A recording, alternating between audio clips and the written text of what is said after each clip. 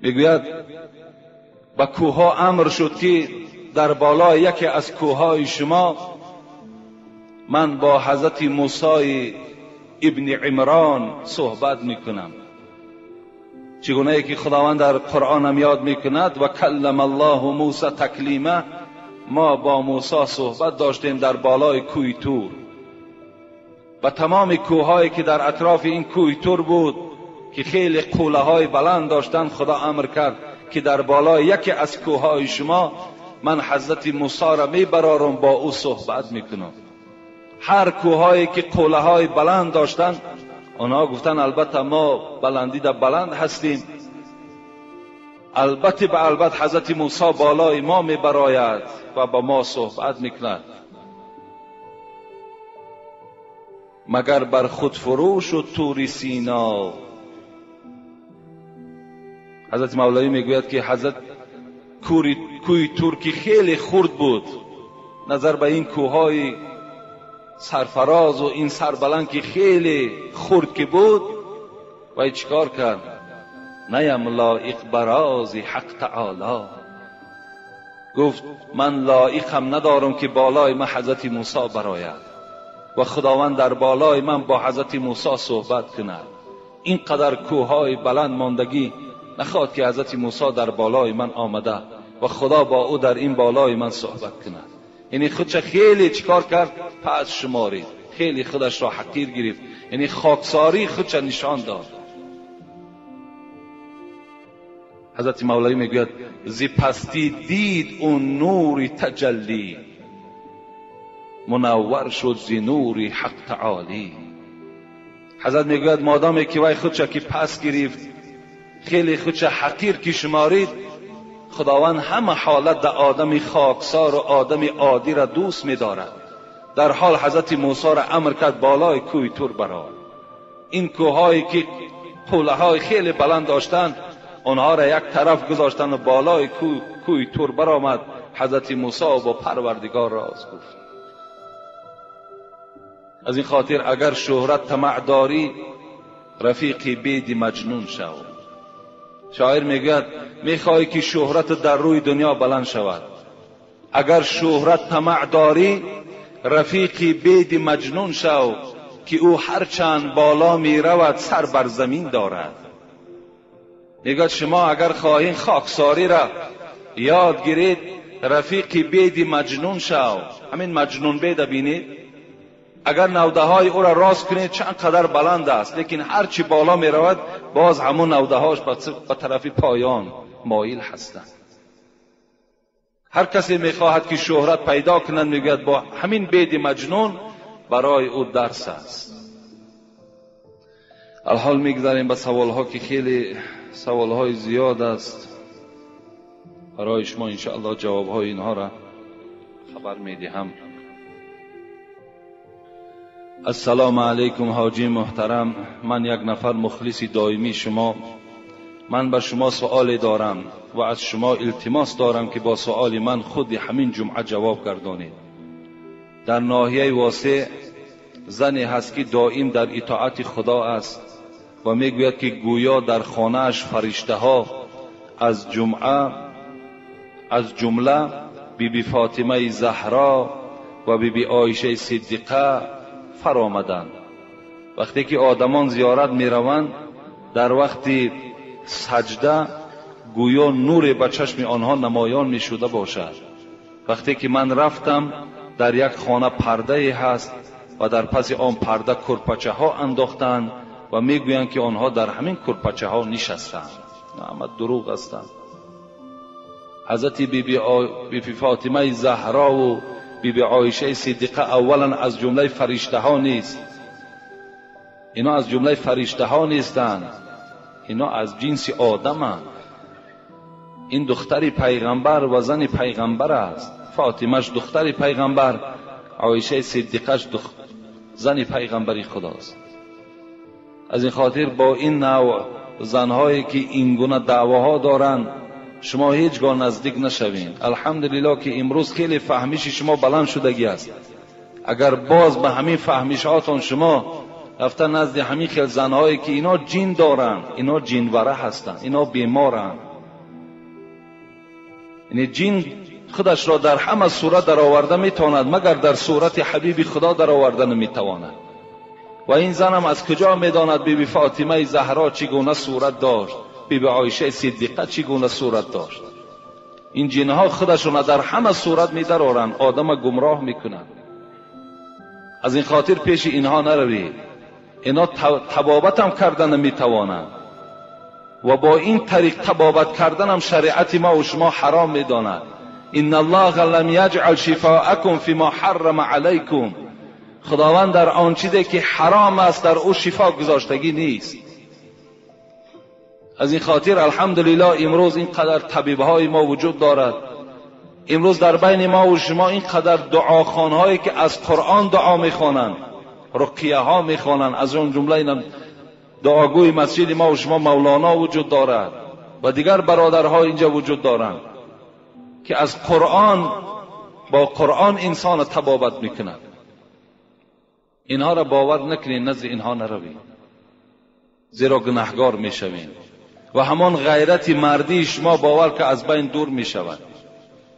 اینم نوعی از همون حاجت طلب کردن از مزارهاست، مثل همونها هست. چگونه مردم امروز گمراه کردن که بعضی از پیشواهای ما و شما گویا که این مزارها را میبینن و مزارها با اونا صحبت دارن. اون جن هستن، همش بیچاره گمراه میشود.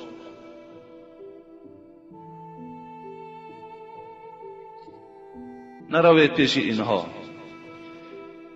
السلام علیکم اکای حاجی مرزا، زنها بی مشکل کشا میکنند، درست است یا نه؟ من به همه شما یک سخن میگم، همت آگاه باشین برادرای عزیز. من هر یک سخنی که برای شما میگم وای سند دارد، وای دلیل دارد. من از پیش خود هیچ صحبت کردن نمیتوانم، زیرا این صحبت های مرا تمام جمهوری گوش میکند و در هر یک فتوایی که من برای شما میدهم من در نزد خدا مسئولم، جوابگرم. شاید که من از شما دیده از خدا بیشتر ترسم، شاید. از این خاطر من آن چیزی که میگویم فقط برای آبادی اسلام است، برای پیشرو اسلام است، برای بیدار کردن شما است. از این خاطر فقط و فقط مدد از الله پرسید خلاص.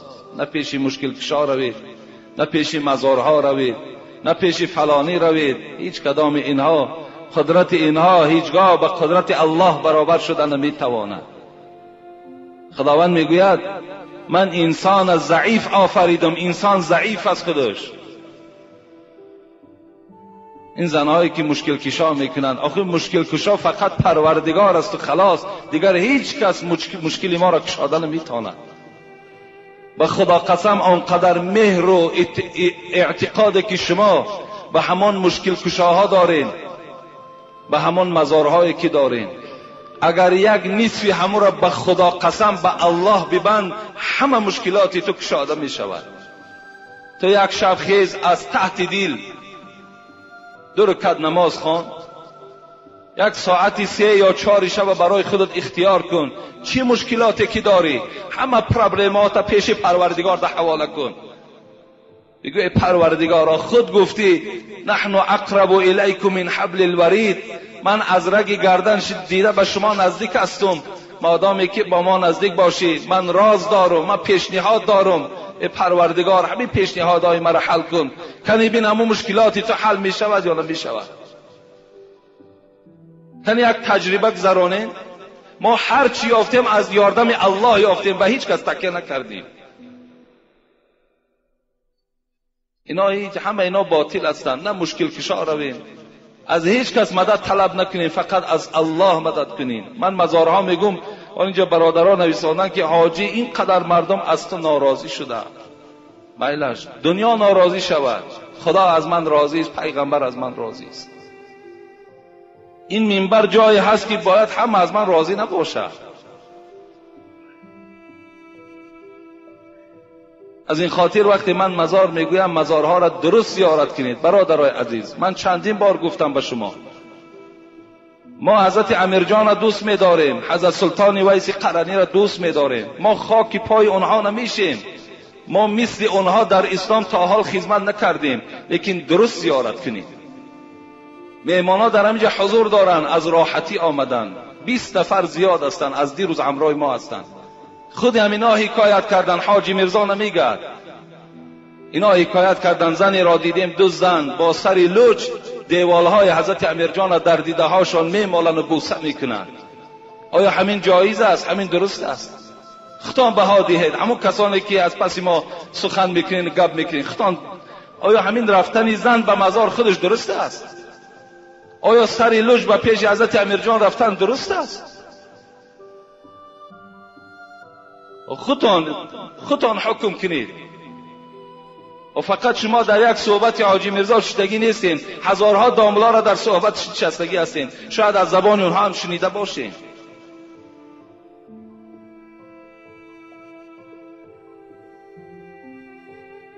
انشاءالله حضرت امیرجان از ما به نهایت راضی هست، به نهایت راضی هست که ما مردم را به راه درست دعوت داریم. برادرای عزیز، باز میگویم خیر احسانتان فقط و فقط برای برادرت کن، برای پدرت کن، برای مادرت کن، برای همسایه های فقیرت کن. امروز حضرت مولانا در دوشنبه ای میاسکم بیند دزیا در اونجا گوسفند میکشن. همین درست است؟ همین میاسکم بینتی که میگویه مثل همون مزار گوسفند کشی ندارد. در کدام جای کتاب هست؟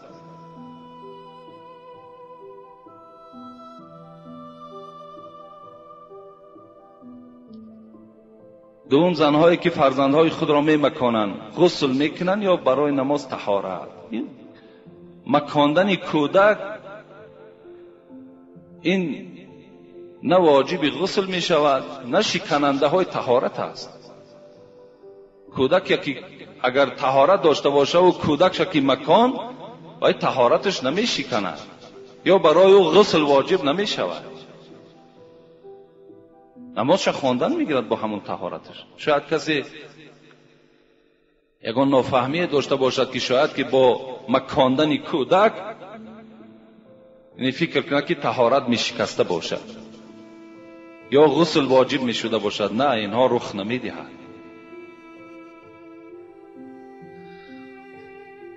السلام علیکم داملای عزیز حاجی میرزا. ما یک گروه سوداگران از دوشنبه بازار سلطان کبیر التماس در حق ما دعا کنید که بنده های گناهگاریم و از گناه های خود پشیمان هستیم و در آخر خداوند ما و شما را از ایمان خارج نکند. در حق ما دعا میکنید.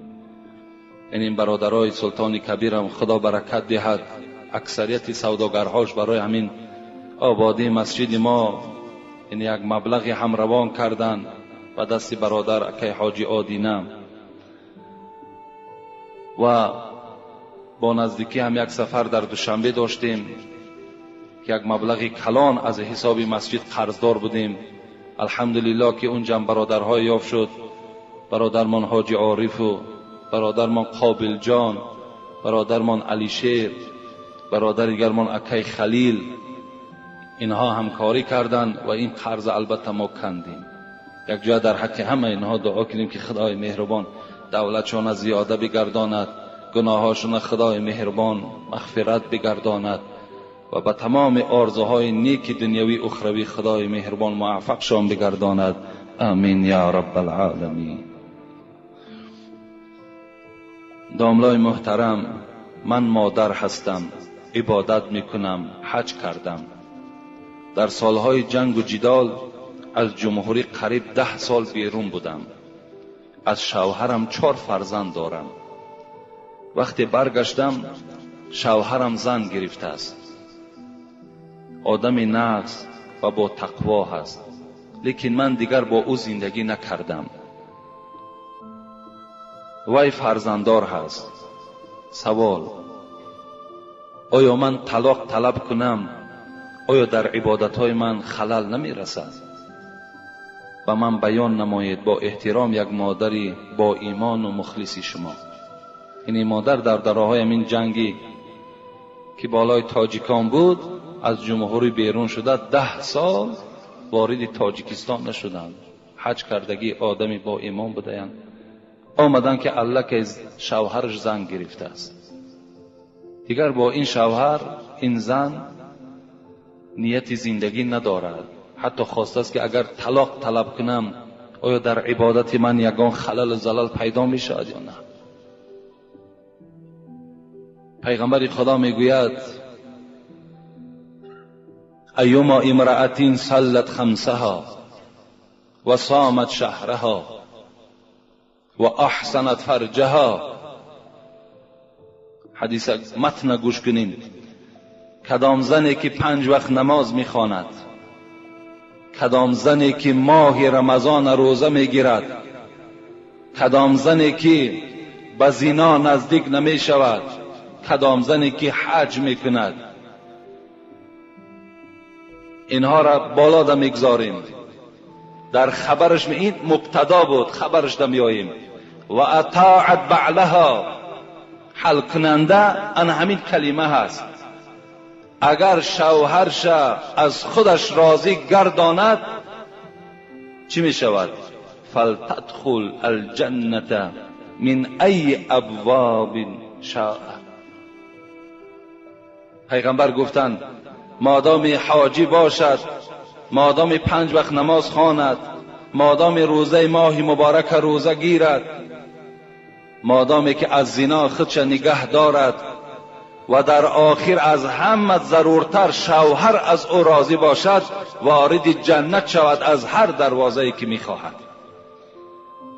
از این خاطر این مادری که اگر از شوهرش طلاق طلب کند، پیغمبر خدا میگوید ایما امرأة سألت من زوجها الطلاق من غیر ما بأس فحرام علیها رائحة الجنه. اگر کدام زنی که از شوهر طلاق طلب میکند که مرا طلاق ده، هیچ مسئله مهمی در بینشان پیدا نشده است، پیغمبر خدا گو یقین داند همان زن که بوی جنت برای او حرام گردید، بوی جنت به مشامش نمیرسد. اگر چندی حاجی است، اگر چندی 5 وقت نماز میخواند، اگر چندی که زناکار نیست، اگر چی زنی با تقواست، لیکن وقتی که شوهر گو که طلاق کن مرا، الکی بوی جنت به مشامش نمیرسد. از این خاطر از این مادر من چی خواهش دارم؟ همین است که زندگی تا برقرار کن. با که ندارد در این 10 سال نبودن تو این شوهر چیکار کند؟ چیکار کند؟ کدام شوهر در نبودنش عائله خود زن نمیگیرد؟ زن گرفتن گناه نیست که آخه زن گرفت با که ندارد.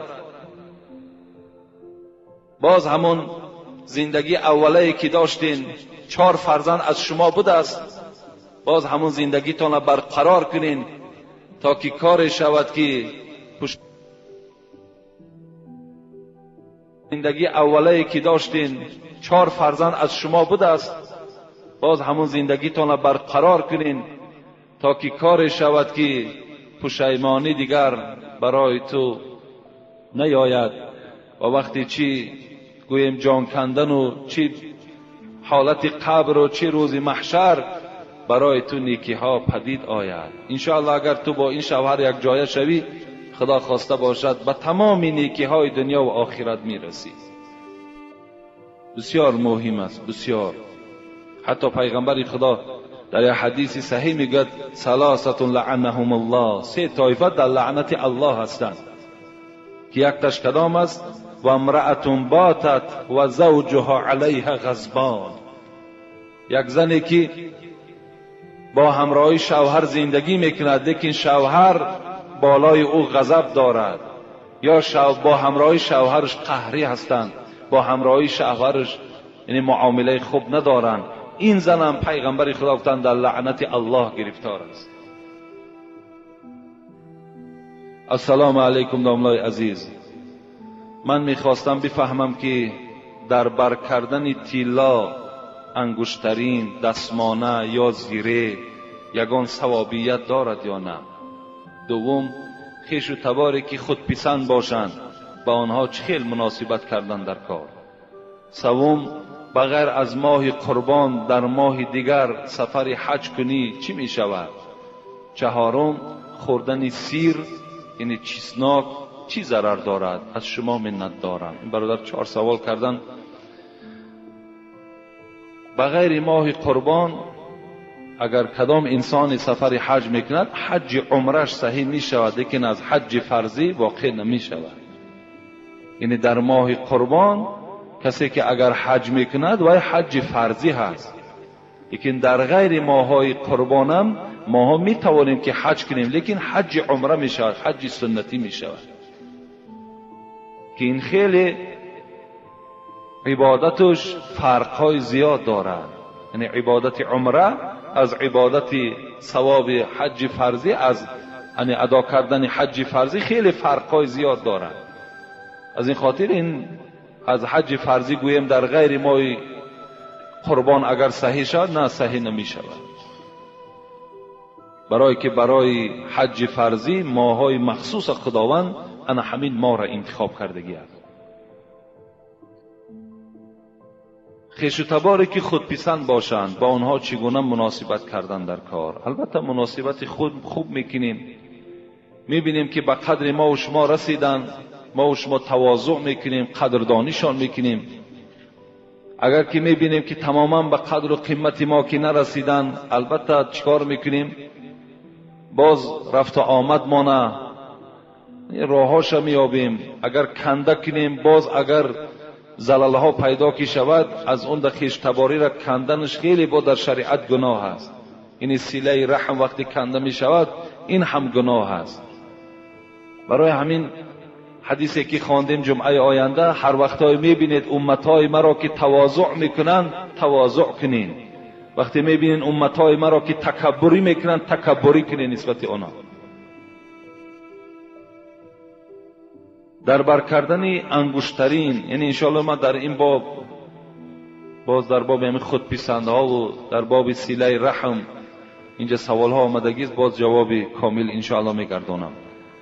در بر کردن انگشترین طلا یا دستمانه یا زیره چی ثوابیت دارد؟ یعنی البته ثوابیت ندارد اینها.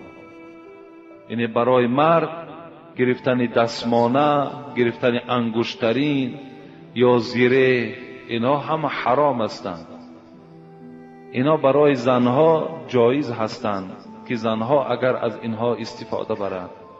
بعضی حکمتش هم گفتن که حکمتش همین است که یعنی همه وقت زینت این زن را فقط زیبنده هست.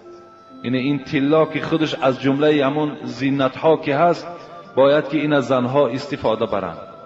و حتی بعضی شارعه های حدیث میگویند که کدام مردی که اگر گردنبند طلا دارد یا چله طلا دارد و آهسته آهسته چی میشود؟ مجازش مثل زنها میشود.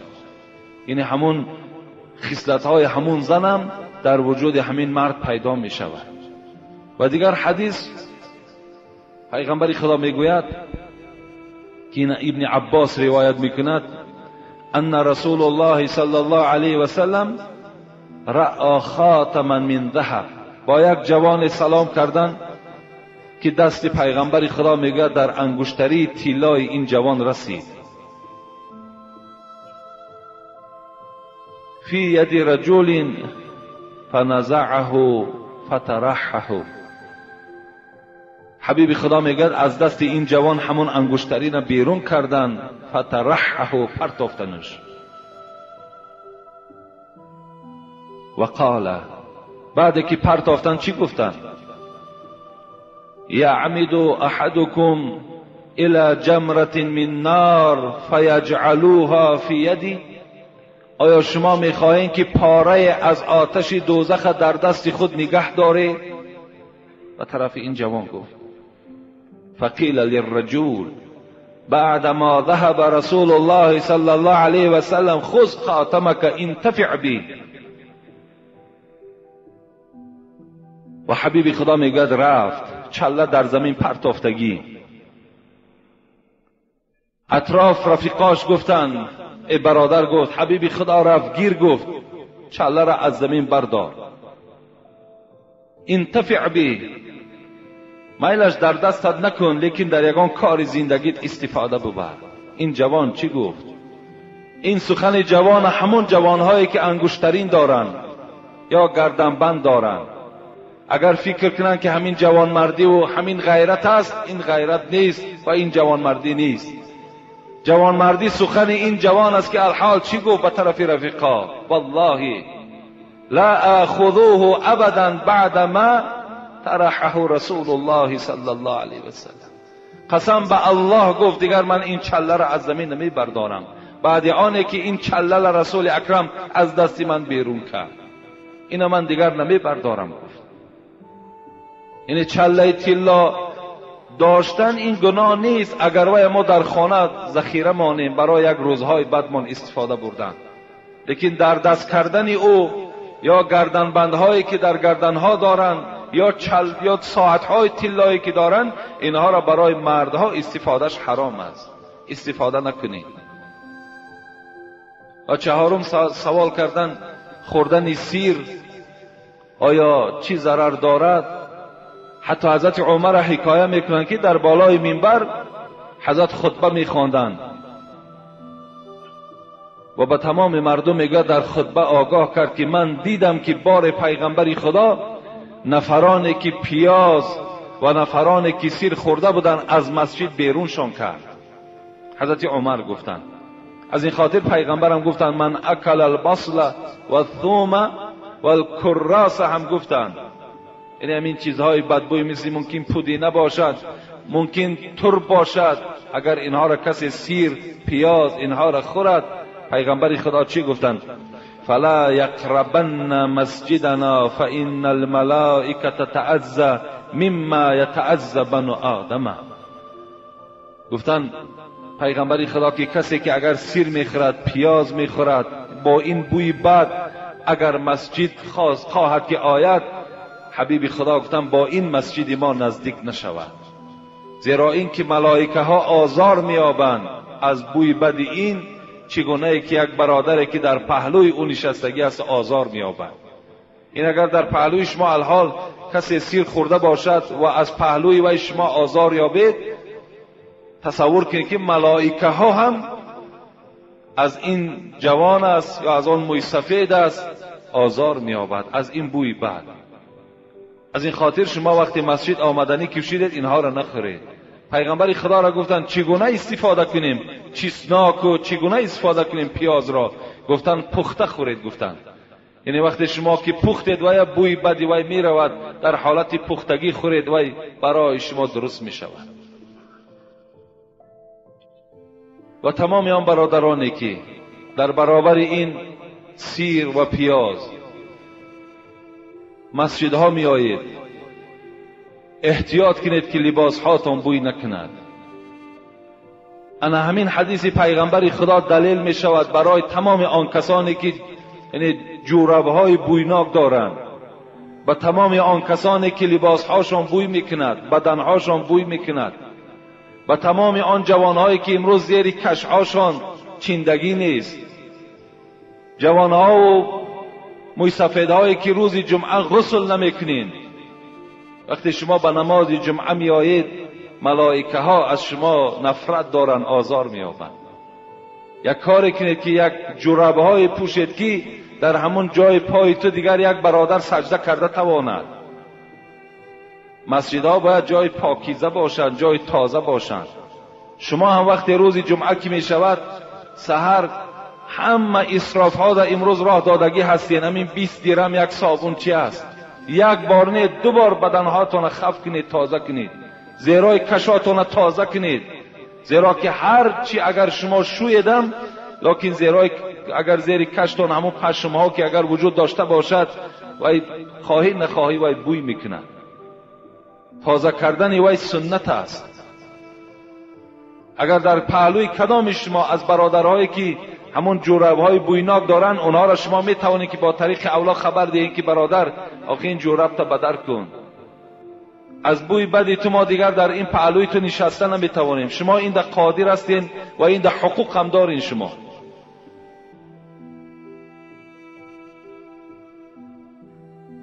السلام علیکم داملای عزیز و مهربان. چند نفر از شما ملال و ناراضی شدند نسبت اینجا در قوس گرفته است از بعضی برآمدهای ما، چه از خیر احسان ها را ما صحبت کردیم، چه از عرق نوش ها را صحبت کردیم. یعنی سخن های وزنین گفتید. میگویند که سخن های وزنین گفتید، با آنها چی گفتنی ها دارید؟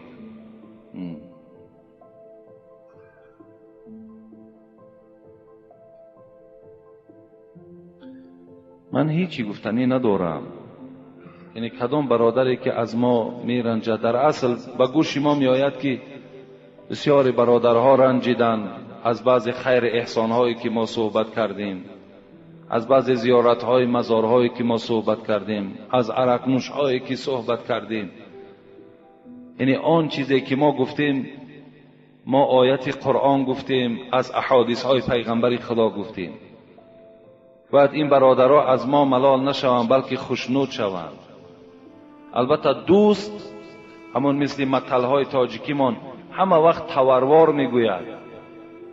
ما همون توروار گفتیم، بگفتم تلخ تا شیرین شوی زود.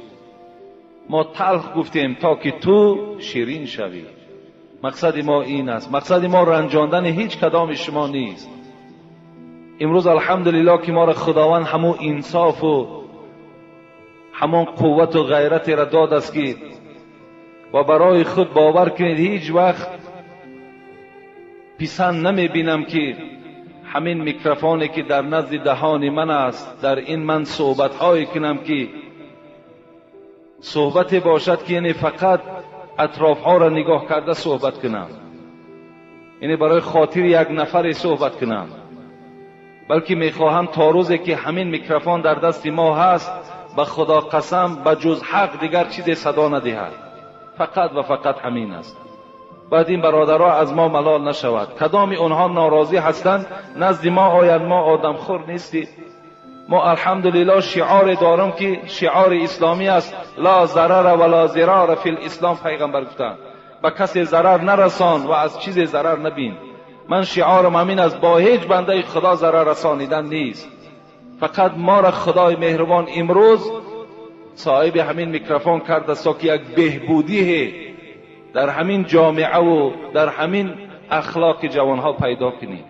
دیگر هیچ مقصدی نداریم. برای همین باید که این برادرایی که از ما ناراضیان خوب بشود که آمده با من صحبت کنند. چیزی ناراضیان انشاءالله من اونها را قانع میکنم. السلام علیکم اکای حاجی میرزا، مرحمت کرده با این سؤال من جواب فوری دهید اگر امکانیت باشد. در خانه‌ای که طفل خردسال 7 ماهه از دنیا گذشت، خود پگاهی در همان خانه معرکه توی بود. با تمام صنعتش حتی عرق استفاده شد و پدر همان طفل در حالت مستی قرار داشت. من میخواهم از زبان شما شنوم که اسلام در این بابت چی میگوید.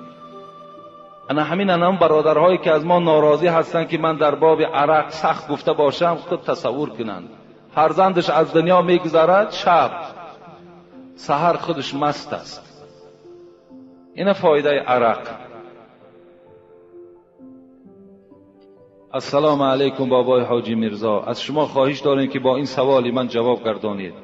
در عین نماز خواندن کلوش ها را در روبرو مانید درست است یا نه؟ درست است. اگر هر پای افضالایی که دارین، من چندین بارها گفتم، پای افضالایی که ارزش قیمت دارن اونها را در همون سلفن ها پیچانده و پیشتان بیارید، هیچ باکی ندارد. زیرا که چندین آدم های دزدم در همین بین ما و شما پیدا شدند، چندین آدم های بی انصافی که به نیت نماز نه آمدن، به نیت دزدی آمدن، چندین پای افضال های شما را گرفتند. از این خاطر بهترین صورتش برای همه شما من گفتم سلفان ها را گرفته در پهلوتان گذارید، در پیشتان میگذارید، در پهلوتان میگذارید، گذاشتن بگیرید، درست است. بابای حاجی میرزا، ما یک گروه مخلصان شما از شهر نارک با چنین سوالها مراجعت میکنیم.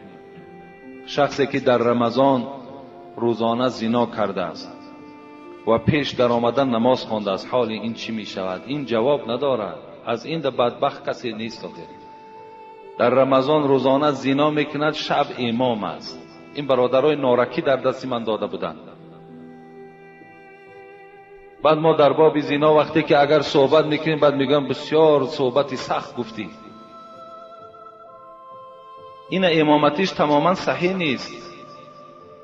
این امامتیش درست نیست. اگر از پس این نماز خونه، نماز شما نماز نمیشود. این گونه انسان باید در مسجد راه دادن در کار نیست. کجا این امامتی میکند؟ در سفر کدامی از اینها را خوردن جایز است؟ در ضروری گوشت خوب، حق یتیم، حق دولت. در ضروری کدامی از اینها را خوردن جایز؟ یکم گوشت خوب، دوم حق یتیم، سوم حق دولت. در ضروری خداوند در سوره بقره به ما و شما خبر میدهد: استعیذ بالله فمن اضطر غیر باغین ولا عادین فلا اثم علیه ان الله غفور رحیم. وقتی اگر ضرورت شدید، وقتی شما در بیابانها که ماندید، خداوند رخصت میدهد که برای شما حرام کرده ها همه مباح میگردند.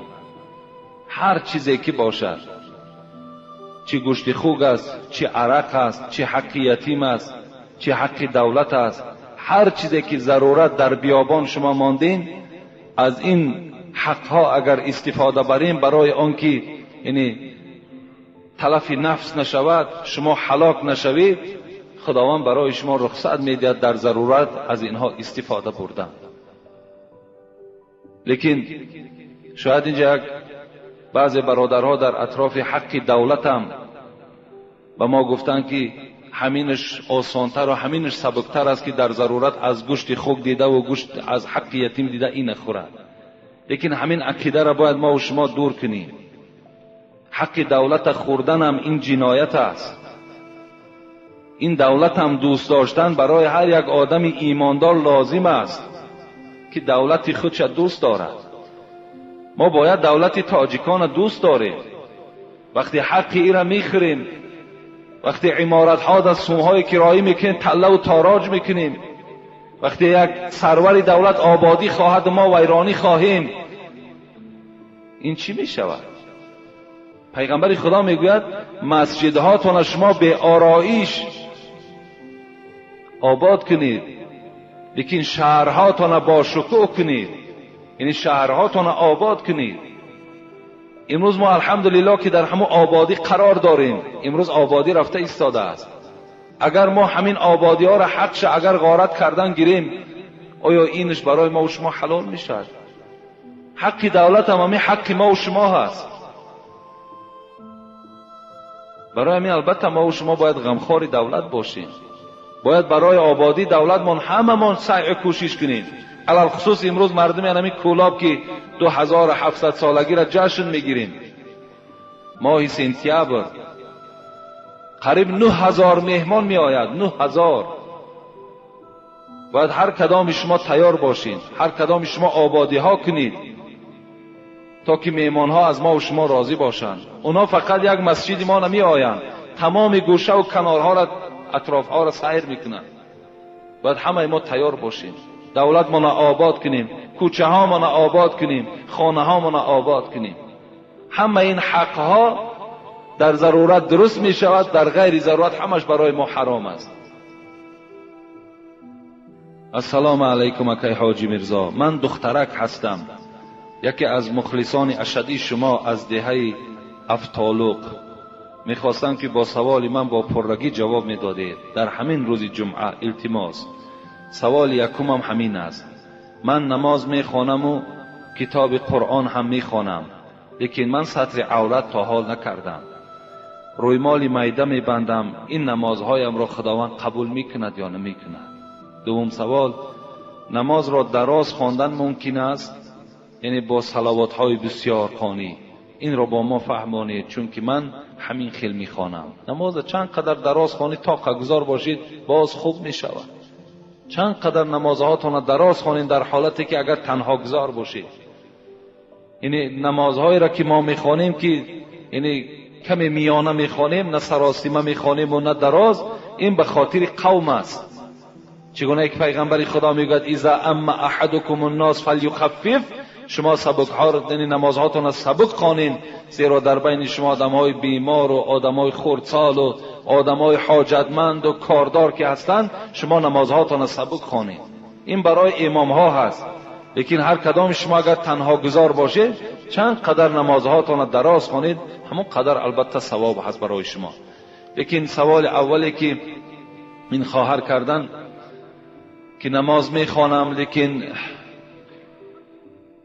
ترک سطر میکنم، آیا نماز من در نزد خدا قبول میشود نمیشود؟ خداوند در سوره مائده آیت 27 میگوید انما یتقبل الله من المتقین. خداوند همه حالت عملهای آن کسانی را قبول میکنند که اگر از خدا میترسیدگی باشند. یعنی اگر این خواهر از خدا میترسیدگی باشد، نمازم در ذمه‌اش فرض است و روی مال انداختن و سطر کردن هم فرض است. چگونه ای که نمازم فرض است، سطرم فرض است. از این خاطر اگر کدام خواهری که از خدا میترسد باید که در برابر نماز خواندنش باید که سطر داشته باشد. این حالت در نمازهای او در نزد خدا قدر و قیمت پیدا میکند. این حالت در این نمازها در نزد خدا قبول میشود. لیکن نماز خوانی و ترک سطر کنی، نماز خوانی و بی حیایی کنی، نماز خوانی و در تویها رقاصگی کنی. ولی یک دخترک قطعی صحبت شدیم، در یک جا ما رفتیم، بسیاری ها بودن، گفتن من نماز ما میخوانم لیکن همین معرکه ها در رقص میکنم. این چی میشیده باشد؟ اگر این گونه عمل ها داشته باشین این نمازهای شما نماز نمیشود. این معلوم است که تو از خدا نمیترسی. زیرا خدا در قرآن میگوید ان الصلاة تنها عن الفحشاء والمنکر. نماز باید چنان نماز باشد که صاحب خودش را از تمام کردارهای بد باز دارد. یعنی این نمازی که انسان از دزدی باز نمی دارد، از عرق نوشی باز نمی دارد، از زناکاری باز نمی دارد، این نماز نیست. گفتند السلام علیکم داملای عزیز، دعا کردن در سجده در کدام نماز جایز است؟ در فرض، سنت یا نفل؟ در هر نمازی که اگر شما خواهید که در حالت سجده دعا کنین در همه نمازها صحیح می شود. این فقط برای آدمهایی که تنها گذار باشند، برای امامها، برای اون که با قوم که وزنینی که می آید، در این حالت ما چیکار نمی کنیم؟ در حالت سجده دعا نمی کنیم. موی بلند در امام بودن خلل می رساند یا نه؟ البته برای امام، کسی که ملا امام است، اگر لباس های خاصه داشته باشد یعنی این بهتر می شود که اگر چه از سله انداختن و چه از جامه پوشیدن و چه از مثال موی کم داشتن، اینهاش بهتر برای امام است. اگرچنده که پیغمبر خدا گفتند من کان له شعر فلیکرمه، کدام امتی من اگر موی سر داشته باشد با که ندارد گناهکار نمی شود، فقط موی سرش تازه نگه دارد. موی سر داشتن در اسلام گناه نیست. موی سر مانین، کدامید موی سر دوست می دارید موی سر مانین، کدامید دوست نمی دارید سر تراشیدن از سرتون تراشین، چی تراشیدنش چی گذاشتنش همش سنت است، درست است.